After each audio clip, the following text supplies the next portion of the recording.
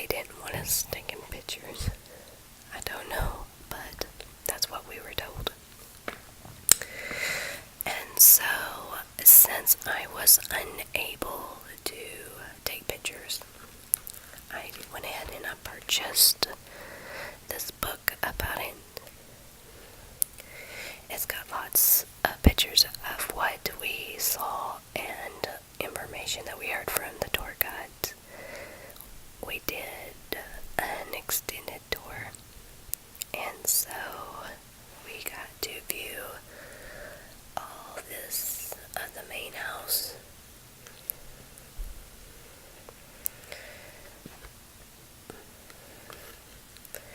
But part of the extended tour that we did, since it was kind of Halloween season last year that we went,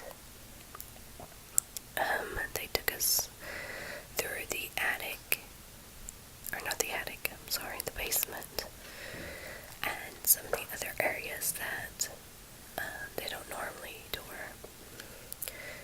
We were actually, if I remember correctly, I don't know if it shows it in this picture. Let me check the back here. Maybe not. Let me show the back.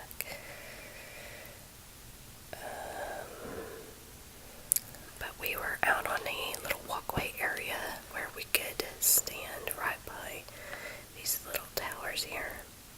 It might be on the other side, but we actually got to go outside and you could almost touch the roof where we were, which was pretty cool.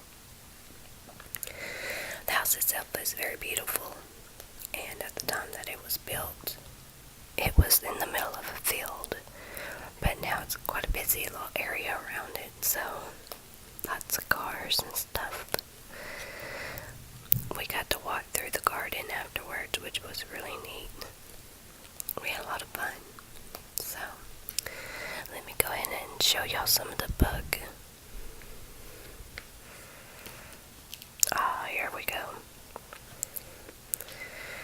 For anyone who hasn't heard, the Winchester Manor was owned by the Winchester family. Sarah Winchester was the heiress to the Winchester rifle fortune. She spent the last half of her life and over $5 million building a house that contains 160 rooms. The mystery remains unsolved to this very day as to why she did that. Anyone who knows that Sarah Winchester was convinced that she was being haunted by the spirits of those who were killed by the guns her husband sold. She was supposedly told by a fortune teller or medium that the only way to keep the spirits at bay was to confuse them, to continue to build a house and add rooms so it'd be harder for the spirits to find her. So the house is basically an endless maze.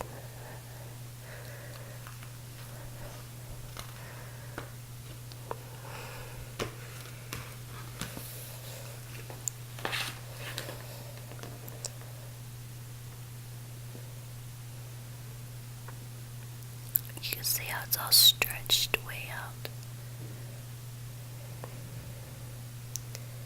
We got to walk through this little garden area as well. It's all open.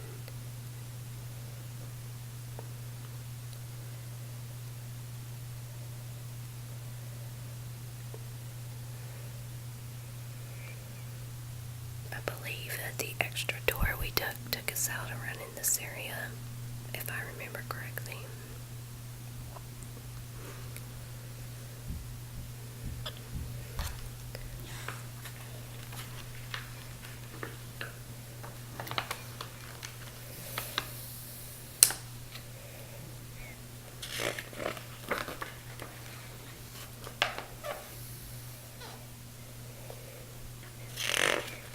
Got the glossary here, so let me get back through. So this right here is Sarah Winchester. This is an earlier picture of her.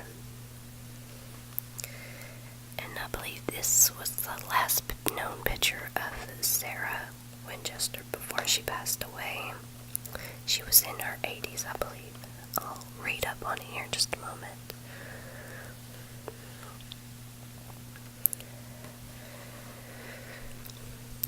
It is easy to imagine how the combined grief of losing both a child and a spouse could be very crippling. But if you had 20 million and all the time in the world to help you cope, can you imagine what you would do? Mrs. Sarah L. Winchester's response to the deaths of her child and husband left a bizarre and impressive architectural reflection of her psyche. The fascinating story of the Winchester Mystery House has its roots in the personal tragedies suffered by Mrs. Winchester and the legacy of the Winchester rifle, quote, the gun that won the West.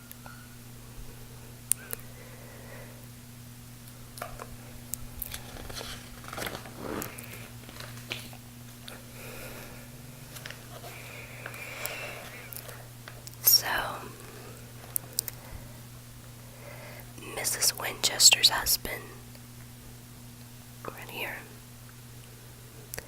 Mr. William Wirt Winchester, was president of the Winchester Repeating Arms Company from 1880 to 1881. Mrs. Winchester's dog, Zap, is in this picture.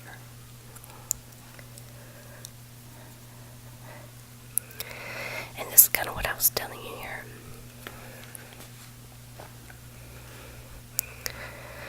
The Boston medium. According to some sources, the Boston medium consulted by Mrs. Winchester explained that her family and her fortune were being haunted by spirits. In fact, by the spirits of American Indians, Civil War soldiers, and others killed by Winchester rifles. Supposedly, the untimely deaths of her daughter and husband were caused by these spirits, and it was implied that Mrs. Winchester might be the next victim.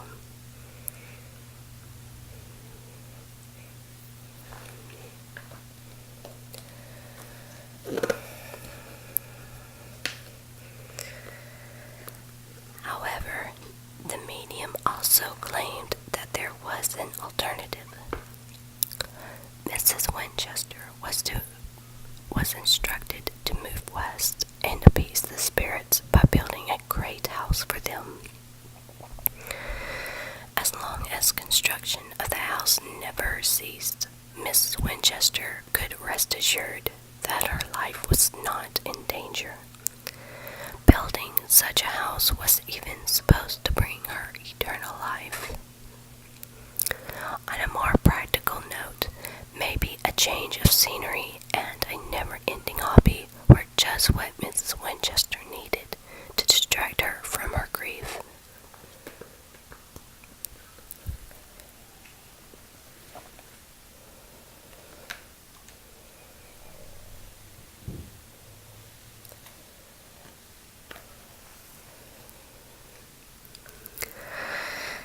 Whatever her actual motivations, Mrs. Winchester packed her bags and left Connecticut to visit a niece who lived in Menlo Park, California.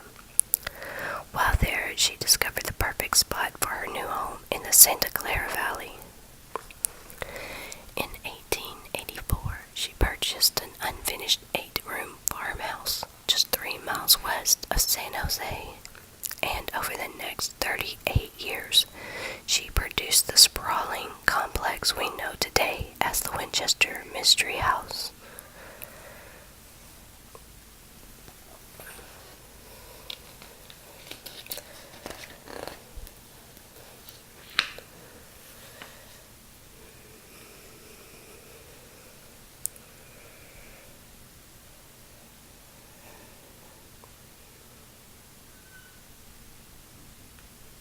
It's a picture of the garden.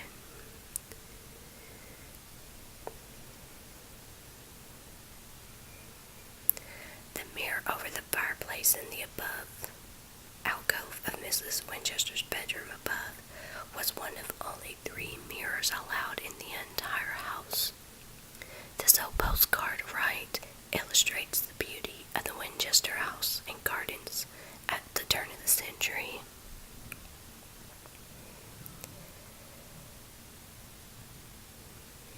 House is pretty amazing.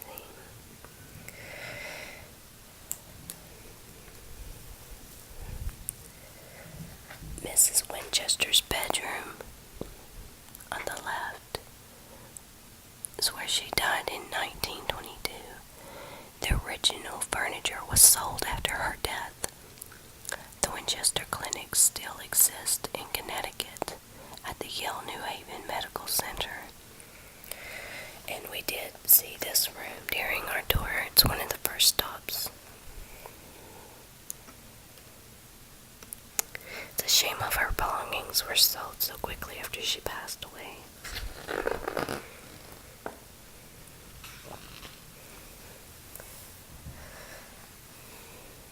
I just love this area of the house, the colors and the wood and everything.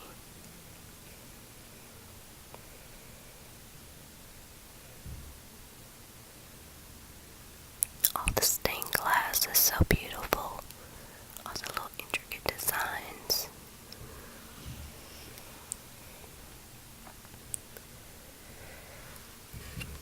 They had this window with a light behind it so you could see it better.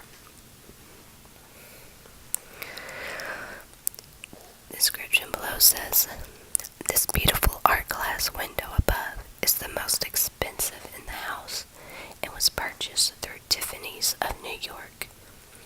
Mrs. Winchester originally installed it in an outside wall, but later added a series of rooms that blocked off the direct sunlight. The front half of the house was sealed off after the 1906 earthquake, and these front doors that you see on the left, for which Mrs. Winchester paid $3,000, were never used. A detail from the twin dining room fireplace you can see here on the right.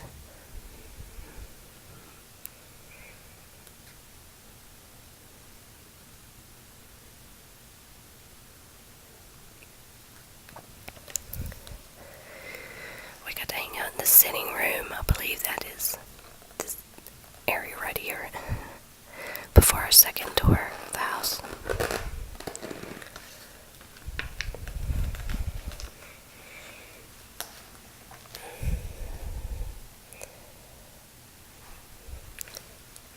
This picture is of the stairs to nowhere. If you've ever watched a documentary about the house, this was some of the things that Miss Winchester came up with to kind of throw the ghost off. These stairs just lead up to the ceiling and don't really go anywhere.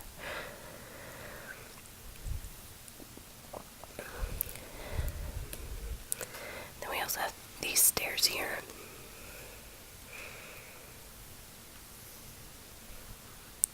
Let me read you this. The 7-Eleven staircase above was built in the shape of the letter Y, resembling servants, enabling servants to quickly get to 3 different levels of the house. This is a clever detail left Mrs. Winchester installed to make housekeeping easier. The brass plate keeps dust from collecting in the corner of the stairs. Let me show you a little closer picture. Try not to get too much of a glare on there for you if you want to see it.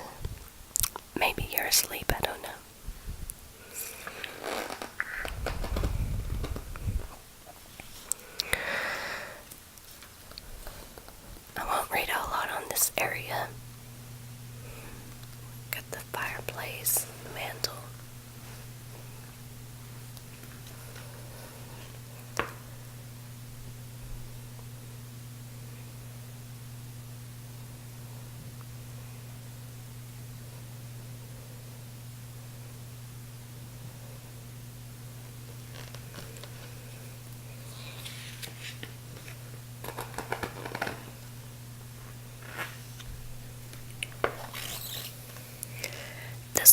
snippet is kind of interesting. I might read this for you. The number 13. Whether or not one believes in Mrs. Winchester's superstitions about spirits, it's harder to dismiss occurrences of the number 13 throughout the house. Many windows have 13 panes, and there are 13 bedrooms with 13 windows on the 13th bathroom. In the 13th bathroom, there are also 13 wall panels in the room prior to the 13th bathroom, and 13 steps leading to that bathroom. The carriage entrance hall floor is divided into 13 cement sections. There are even 13 hooks in the oh my goodness, can't read it. Science room. Seance room, oh my gosh. Which supposedly held the different colored robes Mrs. Winchester wore while communicating with the spirits. Communing with the spirits. Here are even more 13s. 13 rails by the door-level skylight in the South Conservatory. 13 steps on many of the stairways. 13 squares on each side of the Otis electric elevator. 13 glass cupolas on the greenhouse. 13 holes in the sink drain covers. 13 ceiling panels in some of the rooms, and 13 gas jets in the ballroom chandelier. Mrs. Winchester had the 13th one added. It's interesting to note that Mrs. Winchester's will had 13 parts and was signed by her 13 times. She was consistent, if nothing else, right?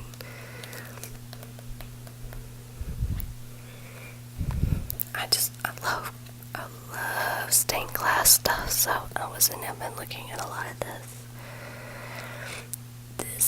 The daisy was Mrs. Winchester's favorite flower, and she used it often, including in the custom-made stained glass windows on the second floor above, which look out on the front lawn.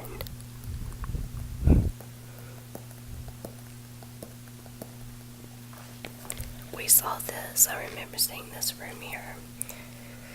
It's a storage room. They call it the storeroom.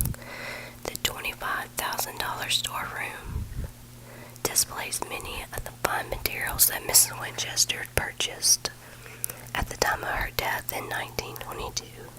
The materials were valued at $25,000, but are worth millions today. Also displayed are dozens of rolls of Lingresta wallpaper imported from England, ceramic tiles, crystal light fixtures, and unused doors and fireplace mantles.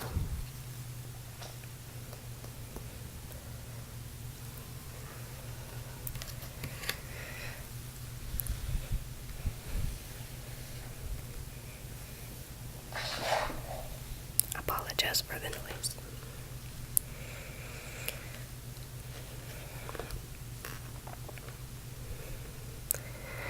See this window? Mrs. Winchester designed these spiderweb windows and had them installed in the upstairs bathroom, the newest and 13th bathroom. So she really liked these spiderweb windows.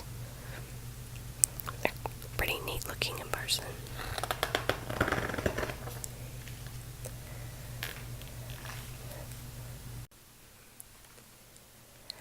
This page is mainly talking about the cabinets.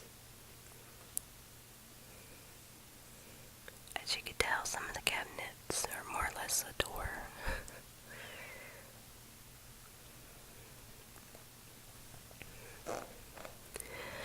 The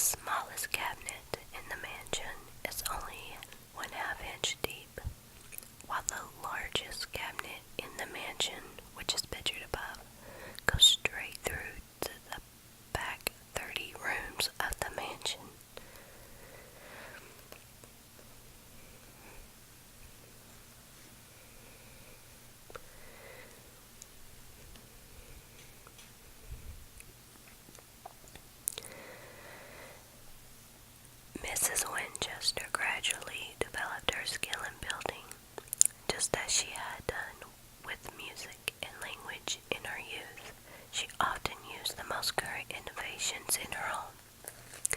Some historical sources say that Mrs. Winchester was the first to use wool for insulation. Carbide gas lights in the house were fed by the estate's own gas manufacturing plant, which used a new process. The gas lights were operated by pushing an electric button, which are these right here. A specially designed window catch was patterned after a Winchester rifle in trigger and drip hammer. Let me show you here.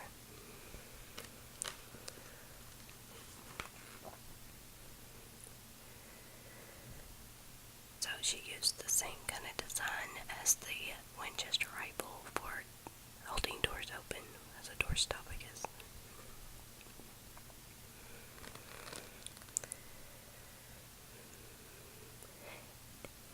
An inside crank used to open and close outside window shutters eventually became the popular norm. One rumor held that Mrs. Winchester patented her one-piece porcelain laundry basin, which boasted a mold-in soap tray and washboard. No record of this patent has been found, however. This is what that's referring to.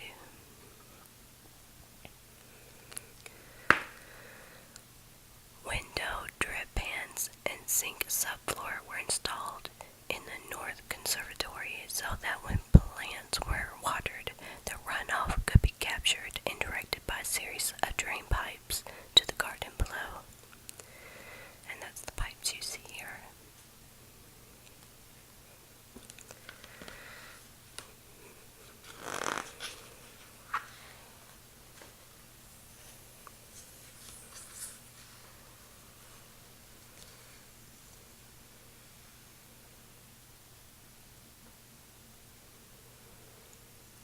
I love all this wood detail. Let me show you the ceiling texture.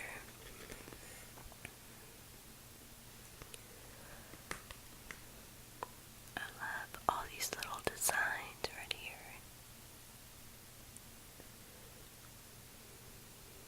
I love that color against the wood too. It's so beautiful.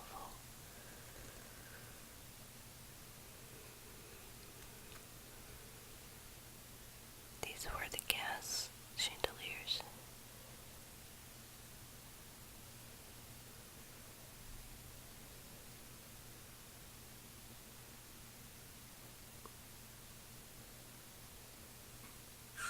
So beautiful. Let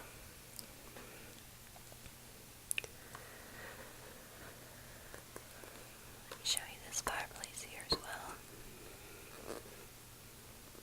I don't specifically remember this fireplace during the tour, but there was so much to see. I don't know how the tour guides couldn't get lost in there.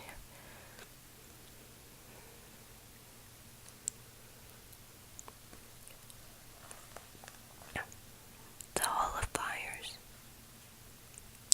Because of the mansion's immense size, it contained 47 fireplaces and 17 chimneys. One rambling section in particular, the Hall of Fires, was designed to produce as much heat as possible, perhaps to ease Mrs. Winchester's extreme arthritis. In addition to many windows that let the sunlight stream through, the 3 adjoining rooms have 4 fireplaces and 3 hot air registers from the coal furnace in the basement.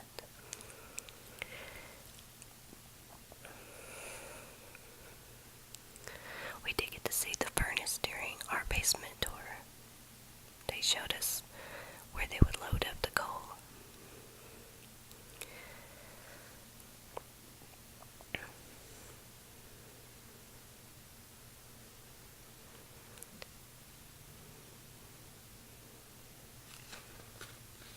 I believe this was actually part of the main house that she bought. It says she originally bought a 8-bedroom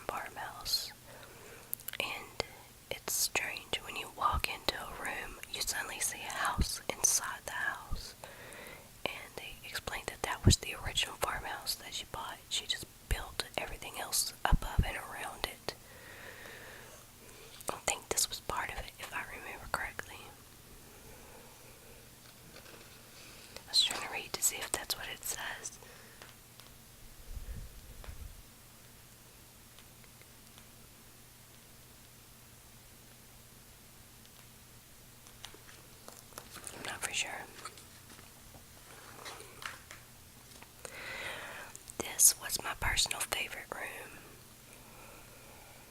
the grand ballroom.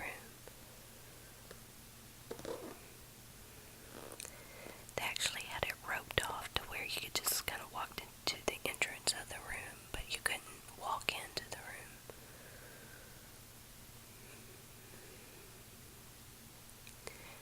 They have a close-up of those two stained glass windows. I can show you in a moment. Look at that organ. Isn't that the most beautiful thing? Oh my gosh, it's beautiful. I'll read you what it says about the ballroom.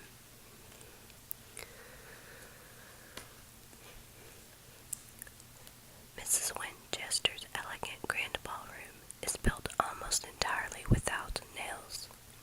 It cost over $9,000 to complete at a time when an entire house could be built for less than $1,000.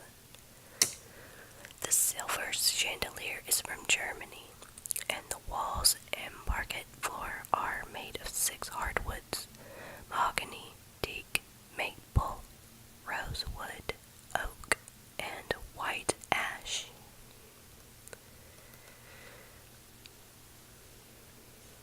This is a close-up of the wallpaper you see here.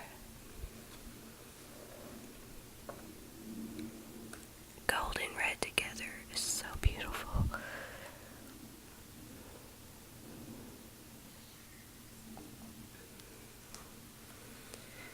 There's the close-up of the windows I told you about. The mysterious ballroom windows.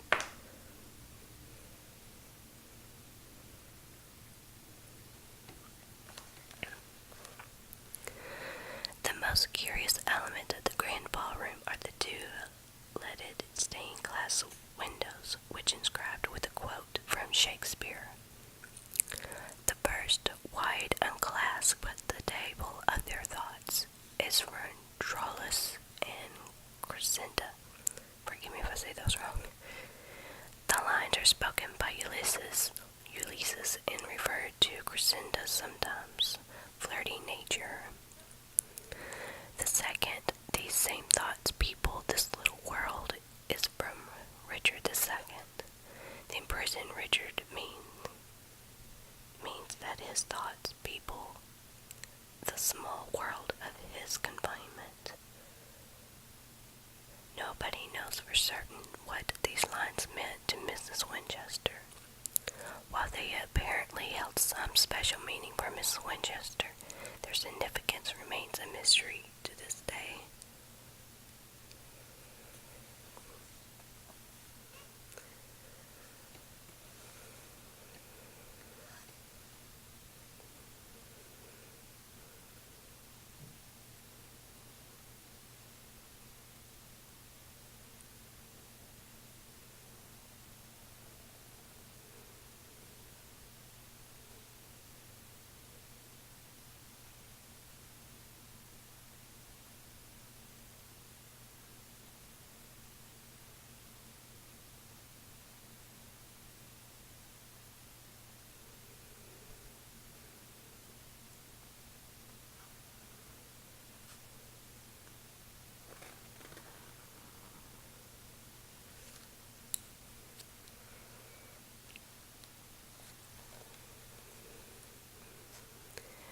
This picture shows the damage that one of the towers sustained after an earthquake. The roof line of Mrs. Winchester's home. In 1890, the 1906 earthquake caused extensive damage throughout the greater San Francisco Bay Area. The photo here shows the damage to the chimney in a 7-story tower.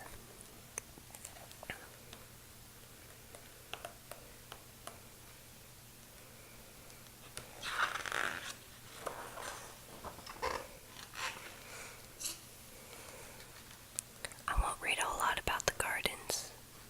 I'm just going to show you some of these pictures.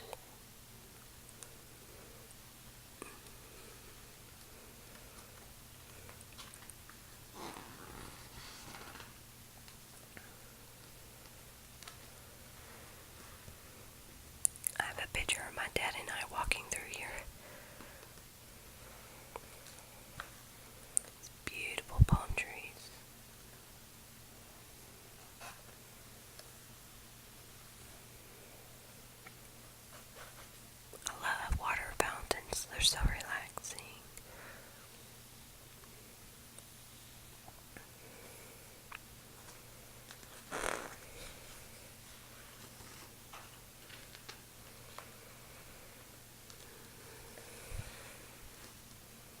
Some of the statues.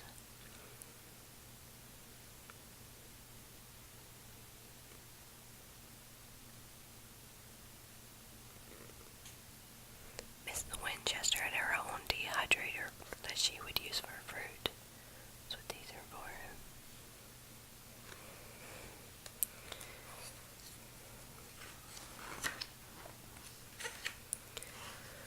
I remember walking by this building behind the house, and I was curious to what it was.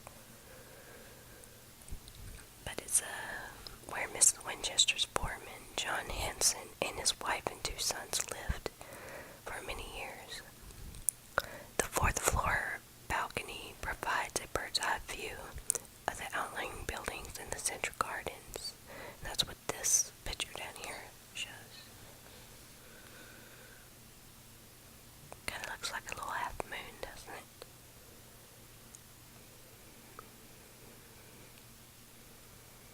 It says the crescent-shaped boxwood hedge in the foreground has spiritualistic meaning for Mrs. Winchester.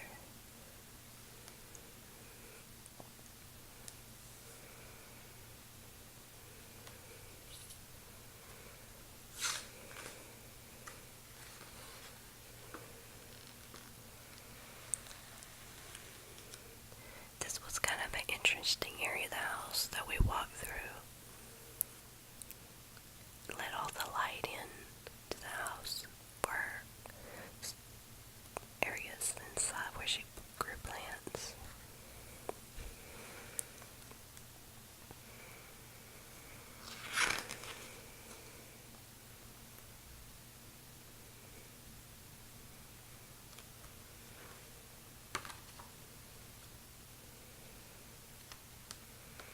Here's another view of that same room.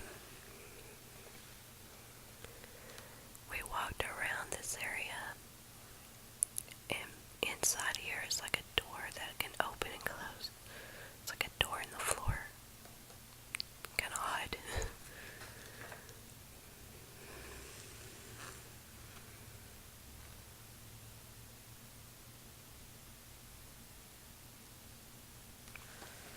I never read this before. After Mrs. Winchester's death, her safe was opened with much anticipation.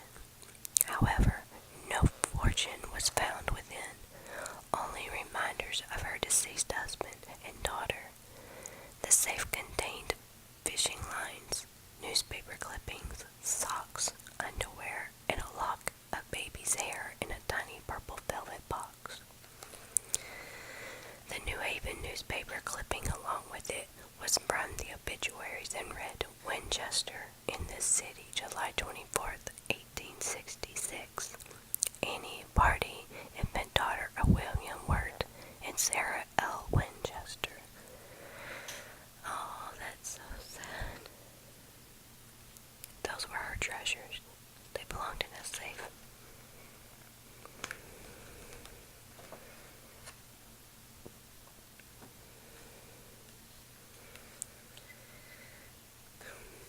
These stairs right here are actually the absolute first thing of the house that you see on the door. They start you at least in our door, they started us out in the garage area. And from the garage, you saw these little steps. And let me see if it says the exact height. The swing-back staircase includes 44 2-inch high steps. So they were just very, very narrow steps. It had 7 complete turns and travels some 100 feet, but only takes you from the storeroom to the hayloft about 9 feet above. And they said the reason why the steps were so shallow was so Mrs. Winchester, having very bad arthritis, it was painful for her to lift her feet to go up the stairs. And even though she wasn't going high, these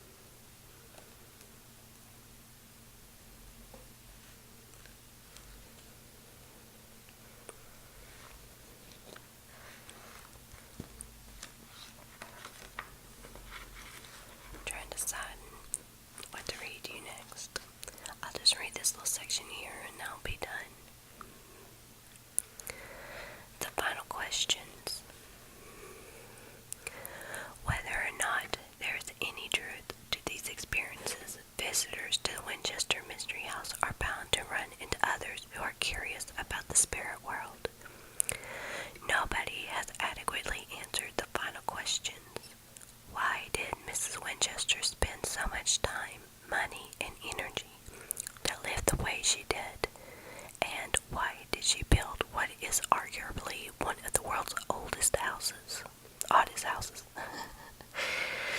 Was she obsessed by the ghost of those killed by the Winchester rifle? Did she use the endless building and rebuilding as a way of distracting herself from her grief over the deaths of her loved ones? If the rumors of her strange behavior are not true, why did no one come forward to contradict them after her death? No one will ever know, but this beautiful and bizarre mansion has, we think, allowed Mrs. Sarah L. Winchester, Lady of Mystery, to achieve a unique kind of eternal life. Which is very true. Just kind of my own thoughts of the house. I was surprised how many areas of the house were not finished. There's a lot of parts of the house that seem like it would be unlivable because there were holes in the ceiling or holes in the walls. It reminded me of a very old basement, like a storm cellar we used to have when I was a kid, and it was still a very neat place. One of the rooms that we saw in the extended tour had wallpaper that was very beautiful, and it was gold colored, and it had gold dust or diamond dust on it. And they actually had closed off that part of the door because people were ripping parts of the wallpaper off the walls, which is a shame. I really hate that people did that, but so now only very small groups that pay extra to see it are allowed to go in, and they watch you very carefully to make sure you don't mess anything up. There's some pictures of the guns for anyone interested. I wasn't that interested in the guns. I grew up in Texas. I've seen plenty.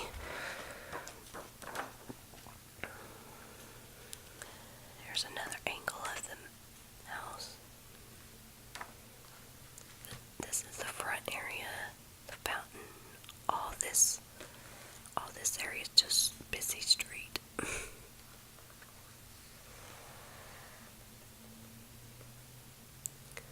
There's a bell tower too.